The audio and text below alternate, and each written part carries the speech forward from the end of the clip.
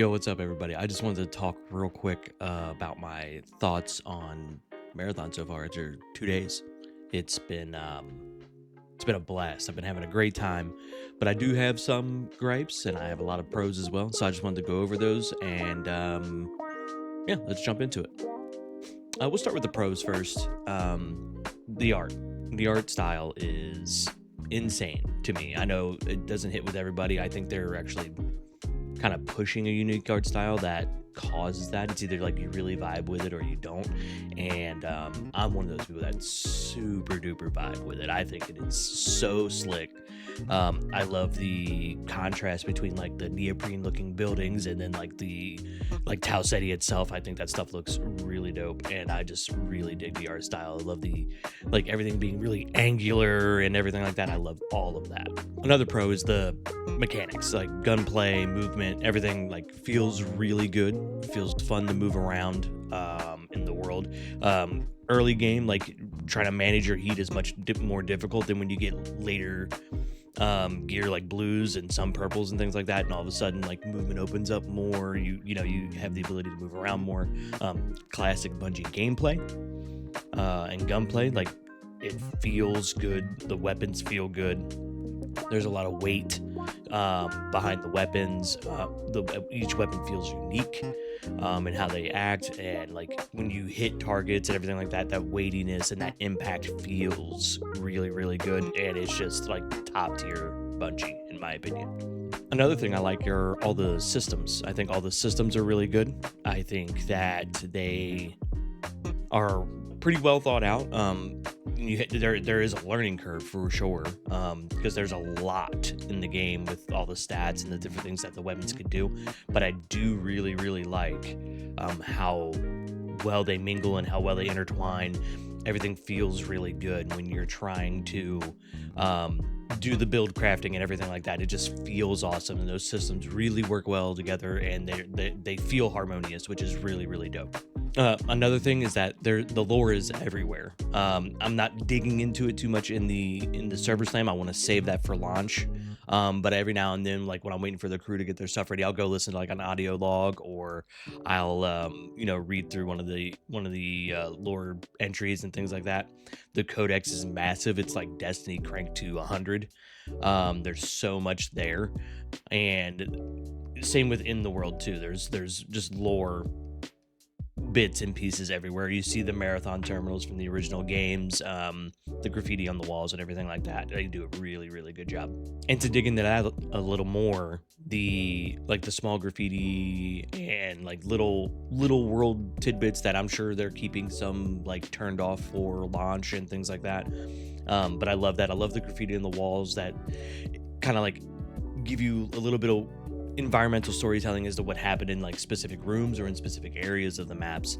And then there's other little details too, like the UESC will pretend to like prox chat and try to like sound like humans a little bit. I don't know if you guys have ran into that yet, but there are some clips out there of that, and I've had it happen a couple times. That stuff is sick.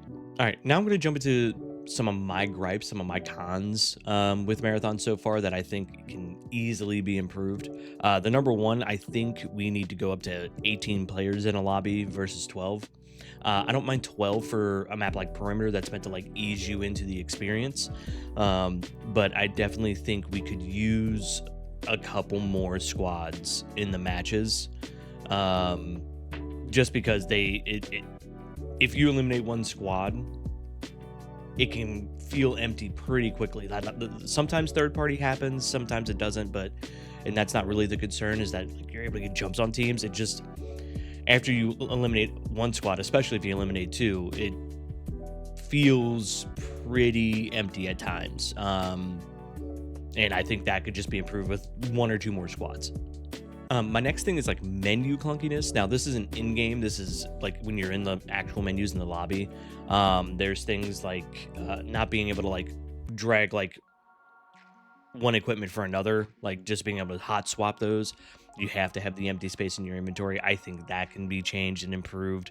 That little bit of clunkiness there can be, sorted out and taken care of so that this feels better in general. And then other than that, like being able, like, just a little more clarity on certain things. Like if I have a gun in my vault, but and I want to see the attachments on it, I should just be able to like hover over that gun and see it. I shouldn't have to like inspect it and go through the extra menu and stuff like that. Like I think just sometimes you end up in like menu sim, like with some things you do in it, and I think they can alleviate that by just giving you a couple more details when you hover over, and then things like, you know, the swapping and just letting that hot swap happen. Um, I think there is some places where that friction feels good, like in round, where like you can't just like hot swap attachments on weapons. I like that. I like having to remove a attachment and then put another one on, because hot swapping can lead to like balance things when you're in, like if you're mid combat and stuff like that. So I definitely like that friction there, just not when I'm in the menus, you know, trying to, you know, get a build sorted out. And then my last con is just performance. I think it, like, while it performs well, like my FPS is fine. Like it's in, you know, the one, like when I'm streaming it's like 150 to 120. If I don't stream it's right around 200, which is fine. But this is just a modified Tiger engine. I would love to see an engine that Bungie like owns to like have a much better, far more control over the performance, I guess is the best way to put it. And I would just love to see like another performance pass like within the launch window, like within the first 6 months. I think that would just go a long way for everybody. And then last, I just have some suggestions. I think that would make things a little bit better. I think that it will improve just like quality of life things that will improve things overall. The first thing is I would love to be able to have one priority contract and one side contract active at the same time. Not two of either though. So I don't want to be able to have two priorities or two sides, just one of each, because while it's dope when you're in world and you're in a group, like you can do everybody's quest, you see everybody's quest, and you can kind of like do them freely and help each other get them done. I think having one of each just incentivizes, you know, people staying in like that map a little bit longer, which I think is huge. Going back to the menu system, I would love to see a remove all mods option on weapons. That way I can just remove all the mods, and if I'm trying to sell that gun, I don't have to remove each one at a time.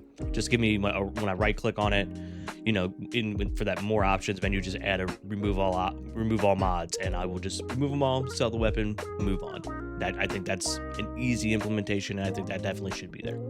This is more of a small thing because it's not that bad in game, but I think ping clarity would be huge. There's a lot of times where it's like I noticed, you know, Tony or Stay say that, hey, they pinged the target or whatever, and the like you just don't see it right away. It doesn't, like, it should pop up in the, not only like on the screen with the ping itself, but it should also be in the compass at the top. As like you're panning, you should see a dot on the compass, things like that. Just extra little upgrades will go a long way to just improve the ping experience overall, because the pings themselves are fine, but like sometimes finding them can be a little meh. And then last, this is another in-game one. When I open the map, the legend shouldn't be the first option that's highlighted and selected. It should be my mission followed by my teammates' missions, and then the legend should be last.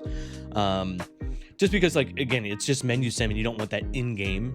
A lot of people don't even like that you can't move in the maps up. Like my buddy Stay doesn't like that you can't move in the maps up. I don't mind that, but I think you can alleviate those kind of complaints if it doesn't feel like a menu sim the moment you open the map.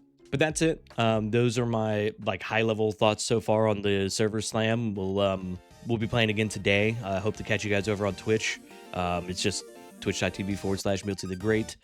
And I hope to see you guys there. And as always, much love. I appreciate you guys. We'll see you in the next one. Peace.